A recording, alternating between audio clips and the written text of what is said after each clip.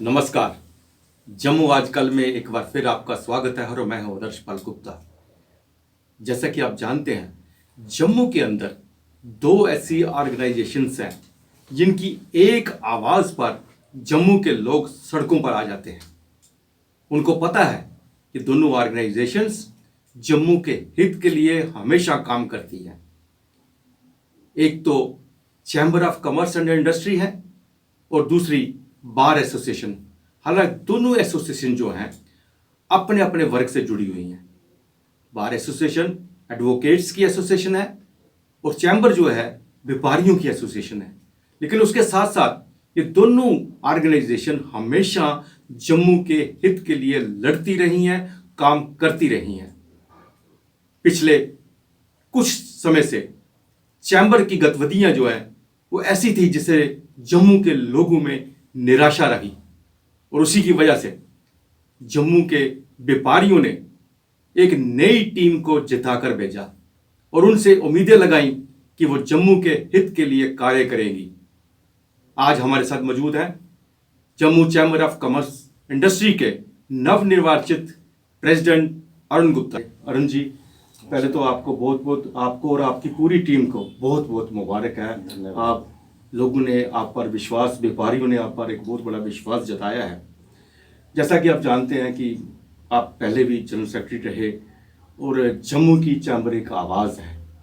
जम्मू के लोग जो हैं चैम्बर की आवाज़ पर कुछ भी करने के लिए तैयार हो जाते हैं। अपनी दुकानें बंद कर देते हैं, कारोबार बंद कर देते हैं और बहुत से ऐसे मसले होते हैं जो आप ही द्वारा सुलझाए जाते हैं।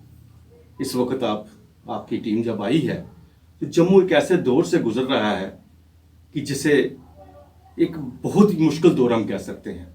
एक तो महंगाई की मार है और ऊपर से पिछले कई महीनों से पूरा एक साल हो गया है कोरोना की मार से बिजनेस सारा ठप रहा, दुकानें ठप रही, हर काम ठप रहा। और अब एक नया जो है चीज़ सामने आ रही है वो है प्रॉपर्टी टैक्स। हालांकि म्यूनसिपल कॉरपोरेशन ने कहा है, उनकी डिप्टी जो मेयर है, लेकिन उनकी आवाज़ जो थी, उनका जो कहना जो था, उसमें तर्क में कोई बात सामने नहीं आ रही थी कि वो तर्क सही है। सीधी सी बात है, प्रॉपर्टी टैक्स तो लग चुका है। प्रॉपर्टी टैक्स का रेट डिसाइड करना उनको, ये लोगों को गुमराह कर रहे हैं। अब आपके ऊपर एक बहुत बड़ी ये ड्यूटी बन जाती है, आपके ऊपर बहुत बड़ा ये एक बहुत बोझ पड़ जाता है कि जम्मू के लिए कुछ ना कुछ करना है। आप इसको लेकर क्या करने जा रहे हैं? जी, सबसे पहले तो मैं आपका तहे दिल से शुक्रिया अदा करता हूँ। आपने चैनल में मुझे बुलाया, बात रखी चैम्बर की। देखिए, सबसे बड़ी बात तो ये है, जैसे आपने कहा कि जम्मू की जनता हो, जम्मू का बिजनेसमैन हो, जम्मू का इंडस्ट्रियलिस्ट हो, उसका पूरा विश्वास जो है वो चैम्बर की तरफ है और उनको लगता है कि चैम्बर जो भी डिसीज़न करेगी वो सही दिशा में होगा और सही वक्त पे होगा। आज पूरा एक महीना, लगभग एक महीना हो गया हमने जब हमारी टीम इलेक्ट हुई, हमने चार्ज लिया। हमने इस दौरान में डिफरेंट जो बाज़ार एसोसिएशंस हैं उनके साथ भी मीटिंग की। हमने डिफरेंट डिपार्टमेंट्स हैं उनके साथ भी अप्रोच किया, सबको मिले। अच्छा माहौल चल रहा था कि अचानक एक ऐसा इशू सामने आ गया जो सबको डिस्टर्ब करने वाला था और वो था प्रॉपर्टी टैक्स। तो मैं नहीं समझता कि इस समय अब क्यों वहाँ पर बैठे हुए लोगों को ये बात समझ में नहीं आ रही कि पिछले 5 अगस्त से अगर हम देखें, 5 अगस्त से लेकर के और आज तक मेरे ख्याल में कम से कम भी कुछ बिजनेस जो हैं 6-6, 8-8 महीने लॉकडाउन में रहे। जब 5 अगस्त को जब दफ़ा 370 हटी, 35A हटा, हम जम्मू के वासियों ने उसका वेलकम किया, क्योंकि ये जो चीज़ें दोनों थी वो हमारे जहन में थी कि ये हटनी चाहिए। उसका फ़ायदा नुकसान जो है क्या है किसी को परवाह नहीं थी। लेकिन उस समय भी गवर्नमेंट की तरफ से लॉकडाउन रखे गए, 2-2 महीने बिजनेस जो है बिल्कुल ठप रहे, बाहर से लोगों का आना टोटल बंद हो गया।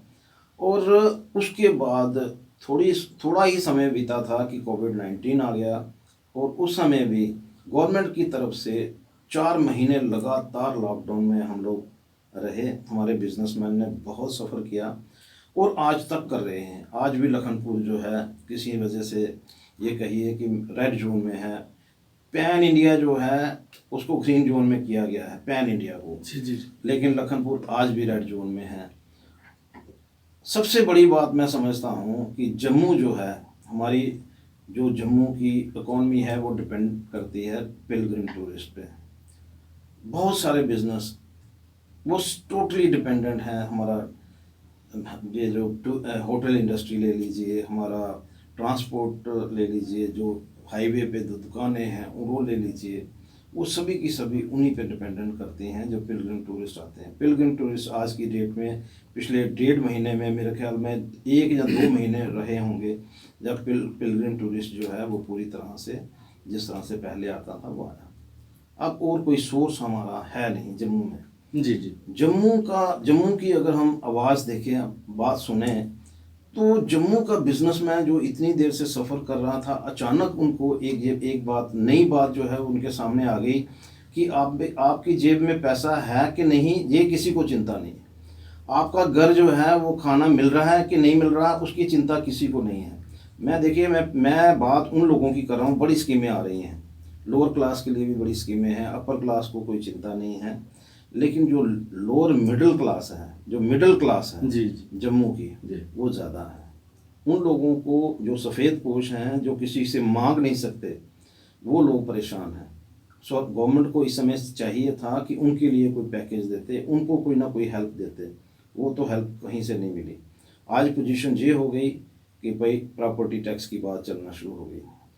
बात कहते हैं कि भाई देखिए जी, ड्यूटी जितनी भी हैं, चंडीगढ़ में भी प्रॉपर्टी टैक्स है, दिल्ली में भी प्रॉपर्टी टैक्स है, और भी जितनी ड्यूटीज़ हैं, अरे पहले उनके साथ हमारा कंपैरिजन कहाँ कर रहे हैं। बिल्कुल बिल्कुल बिल्कुल सही कहा। हम 90 से टेररिस्ट स्टेट बन के रह गए हुए हैं।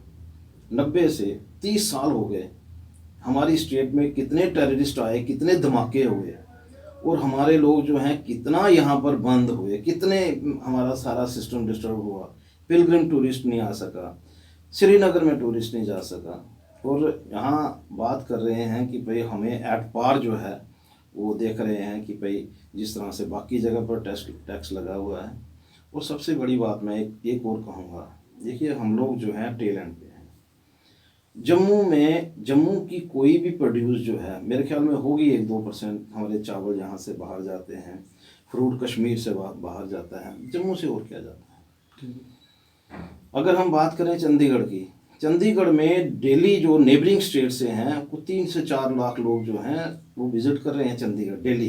बिल्कुल बिल्कुल, दो स्टेट की कैपिटल है, दो वहाँ स्टेट पे। की कैपिटल है, और उसके अलावा भी जो आगे पीछे भी हैं, वहाँ से लोग आ रहे हैं, लोग विजिट कर रहे हैं, जा रहे हैं। बट टूरिस्ट फ्लो बहुत ज़्यादा है वहाँ टूरिस्ट पे। फ्लो बहुत ज़्यादा है। दिल्ली में आप देखिए, मतलब 20-20 लाख लोग जो हैं वो डेली अप डाउन करते थे। अभी कोविड के टाइम में भी वहाँ पर मुझे नहीं लगता कि 10 लाख से कम लोगों ने बिल्कुल। विजिट लिया होगा। लोगों को अपनी ज़रूरतों के लिए, ज़रूरत के लिए उनको वहाँ जाना पड़ता है।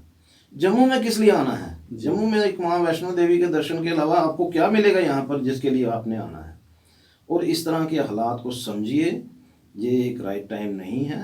लोगों को सांस लेने दीजिए। लोगों की पॉकेट जो है बिल्कुल खाली है। लोगों को पहले कम से कम जो अपनी रोजी रोटी है उसकी चिंता को ख़त्म होने दीजिए, और उसके बाद इसके बारे में आप सोचें तो अच्छा लगेगा। अभी ये राइट टाइम है। अरुण जी, जिस तरह से एलजी साहब ने कहा कि ये बिल पास, ऑलमोस्ट पास हो चुका है ये बिल, इन्होंने तो सेटल करना है कि रेंट क्या करना है, डिसाइड करना है कि कितना कितना पैसा लेना है प्रॉपर्टी टैक्स में से। उसके बाद भी कॉरपोरेशन क्यों गुमराह कर रही है? देखिए, एक बात जो है, नोटिफिकेशन निकला है, इसमें कोई दो राय नहीं है। पहले भी एक बार नोटिफिकेशन निकला था, उस समय पॉपुलर गवर्नमेंट थी, लोगों ने विरोध किया, और लोगों की विरोध करने के बाद वो जो नोटिफिकेशन निकला था वो वापस हुआ था जी। आज भी मैं ये अपनी तरफ से यही कहूँगा कि नोटिफिकेशन को वापस होना चाहिए, क्योंकि लोग अभी तैयार नहीं हैं। अभी वेट करिए। अभी यहाँ कहते हैं कि बड़ी डेवलपमेंट हुई है, कहाँ डेवलपमेंट हुई है भैया, बता तो दो।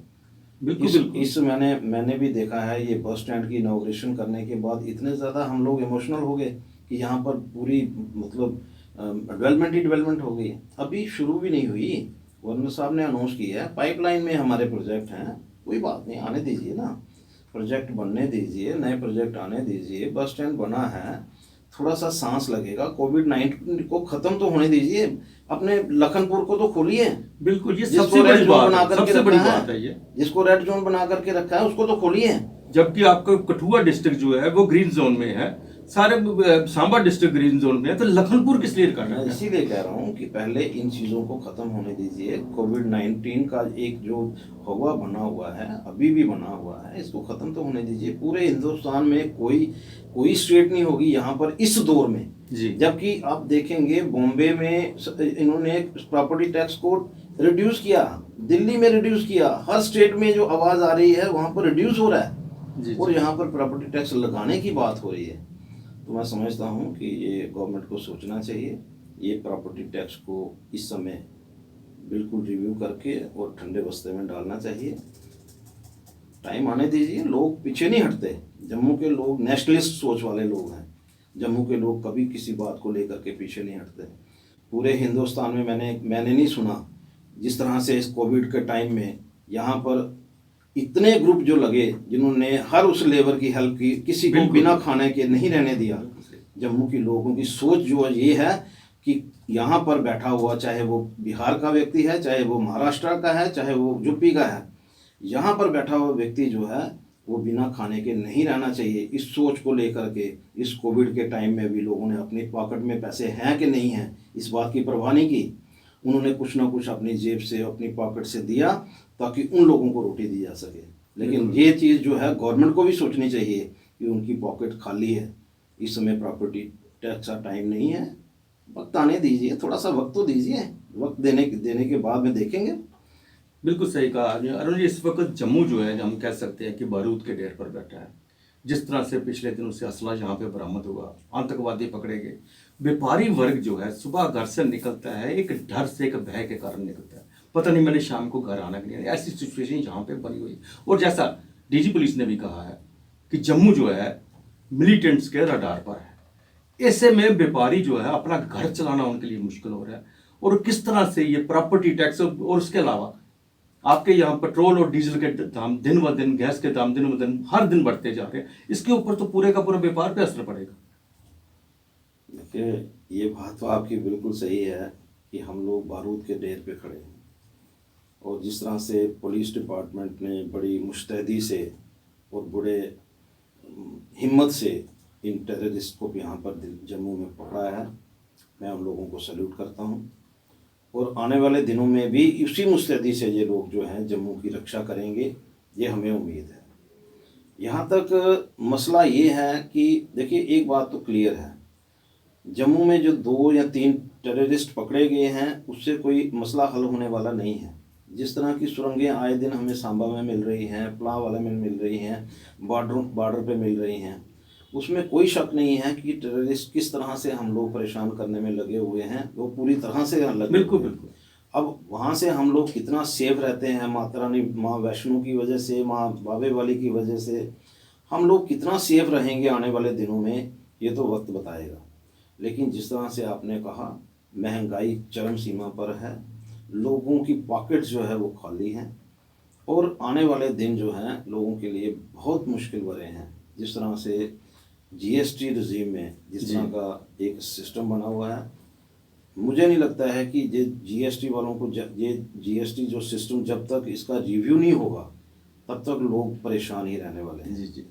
तो जीएसटी काउंसिल जो है उसको बहुत सारी अमेंडमेंट्स की ज़रूरत है आने वाले दिनों में, उसकी वजह से भी बिजनेसमैन परेशान है।